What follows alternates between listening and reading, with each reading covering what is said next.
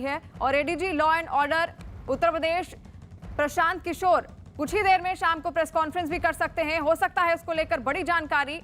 आखिर ये इनका क्या मकसद था, क्योंकि जो इलाका है आप देख सकते हैं काफी रिहायशी इलाका है, वहां पर आसपास कॉम्प्लेक्स है, लोग रहते हैं और लोगों को इनकी गतिविधियां शुरुआत से ही ठीक नहीं लगती थी। इनकी गतिविधियां में कुछ अनबन जरूर था, जिसकी वजह से एक हफ्ते से लगातार ये सर्च ऑपरेशन, यहाँ पर एक हफ्ते से लगातार एटीएस इन पर निगाहें बनाई हुई थी। और आज जब उनको कंफर्मेशन मिला कि वहां पर cooker bomb, pressure cooker bomb भी वहां से बरामद किया गया है और एटीएस की टीम तुरंत वहां पर पहुंची।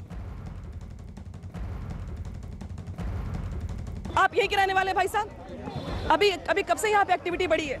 ये कम से कम 1 घंटा हो गया है जी, 1 घंटा ज़्यादा हो गया। कैसे पता चला आपको कि कुछ यहाँ पर हुआ है? या नहीं, मुझे नहीं पता चला। जब फोर्स की एक्टिविटी देखा यहाँ पर तो हम लोग इसमें थोड़ा सा इंटरेस्ट लिया हम लोगों ने कि क्या मामला है, क्या हो रहा है। आप कहाँ रहते हैं? तो मैं बिल्कुल जस्ट अपोजिट सामने घर है, रोड उस पार है। इस घर में कौन रहता है? इस घर में गुड्डू है, मोटर मैकेनिक का काम होता है, वही काम होता है? मोटर मैकेनिक का काम होता है, उसी का काम है। और बाकी जो है कि अब किसको अरेस्ट किया ये तो मैं नहीं बता सकता, लेकिन फिलहाल अभी एक अरेस्ट हुए हैं। उससे बातचीत थी आपकी? नहीं, मेरी बातचीत नहीं थी। हम लोग बस ऐसे इन्वॉल्व कि बस सामने रहते तो ये जानते थे कि गुड्डू मैकेनिक का वर्कशॉप है ये, बस। उनकी फैमिली क्या यहीं पर रहती है? नहीं, उनकी शायद फैमिली ने उन्होंने रेंट पे दे रखा है, शायद साइड वाला पोर्शन जो है गेट है उससे वो रेंट पे है। अभी इस घर के पूरे स्ट्रक्चर को देखें हम तो ये 2 घर दिखाई दे रहे हैं, तो क्या ये दोनों बिल्कुल अलग है? वो बिल्कुल अलग है। जो ये गेट दिख रहा है पेड़ के बगल वाला, जहाँ एक्टिव है कमांडोज, जी, जहाँ पे कमांडोज एक्टिव है, ये घर बताया जा रहा है कि ये जो 2 घर आपस में जुड़े हुए हैं, इसमें से एक घर ये जो ब्राउन गेट देख रहे हैं आप, जिस पर आपको जिसके सामने बिल्कुल एटीएस के जवान खड़े दिखाई दे रहे हैं, ये वाला घर संदिग्ध, हाँ ये वाला घर, वहाँ पर ये इन्होंने रेंट पे दे रखा है। और बाकी ये मोटर मैकेनिक का इनका वर्कशॉप रेंट पे दिया हुआ, ये यहाँ शायद रहते नहीं थे। अच्छा, यहाँ रहते नहीं थे, लेकिन रेंट पे था। पीछे भी है। अच्छा, पीछे भी है उनका। आप पड़ोस के रहने वाले लोग हैं? ठीक है, ठीक है, ठीक है। तो अब कुछ और भी लोगों से बात करते हैं हम। आलम कौन है? आलम कौन है?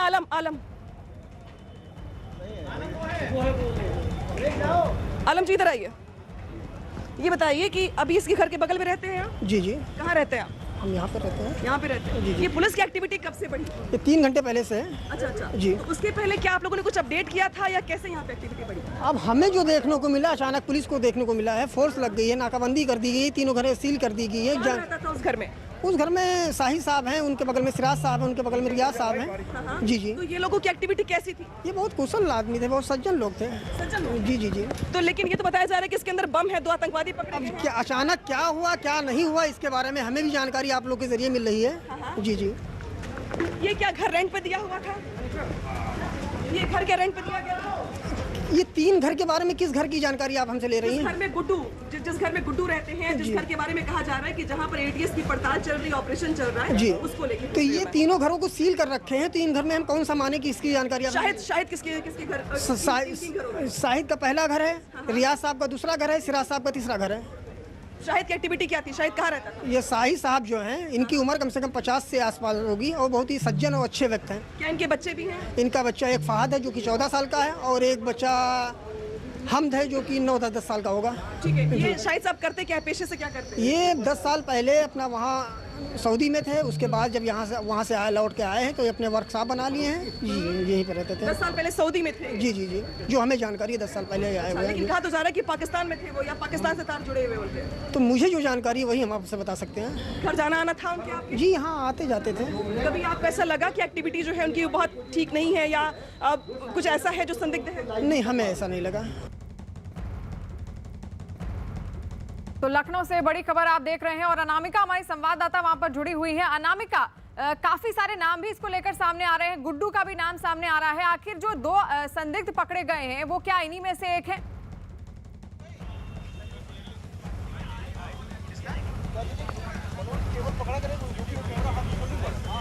बिल्कुल, देखिए जिस शाहिद का जिक्र मैं कर रही थी और जिस शाहिद के बारे में मैं पूछ भी रही थी उनके पड़ोसियों का ये कहना है कि 10 साल पहले शाहिद किसी आउट कंट्री में थे। हालांकि उनको पता नहीं इस बारे में, वो बार बार ये कह रहे हैं कि वो सऊदीया में थे। 10 साल पहले वो सऊदीया से लौट करके लखनऊ आए और यहाँ पे उन्होंने अपनी मोटर वर्कशॉप की जो स्टोर था वो खोल लिया। और ये देखिए और ये देखिए एटीएस किस तरीके से अपनी मुस्तैदी बढ़ा रही है, किस तरीके से एटीएस की एक्टिविटी यहाँ पर बढ़ गई है, कमांडोज की एक्टिविटी बढ़ गई है।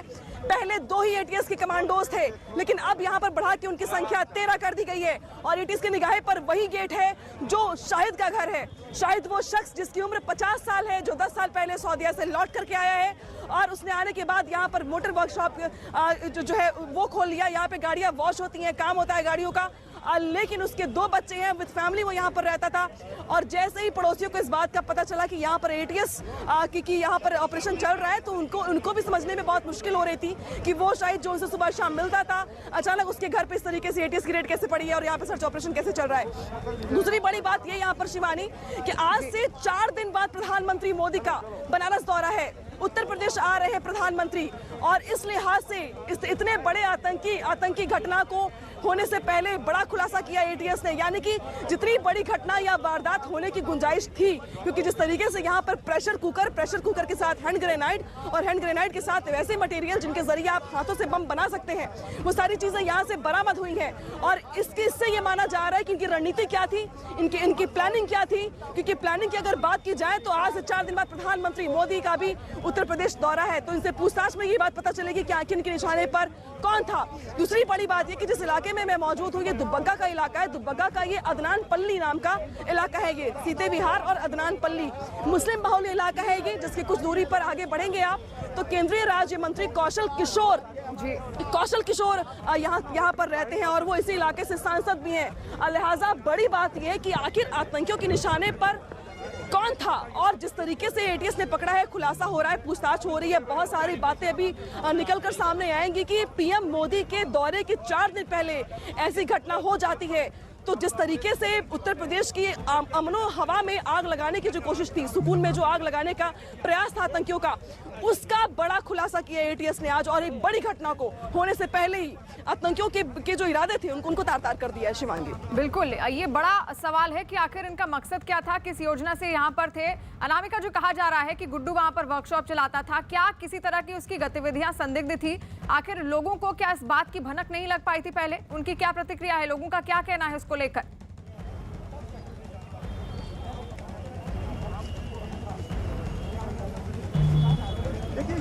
और देखिए आमतौर पर जो पड़ोसी हैं, यानी कि जिनकी शॉप, देखिए ठीक बगल में आप जो सिद्दीकी ट्रेडर्स देख रही हैं, वो इस बिल्कुल वर्कशॉप के बगल में है।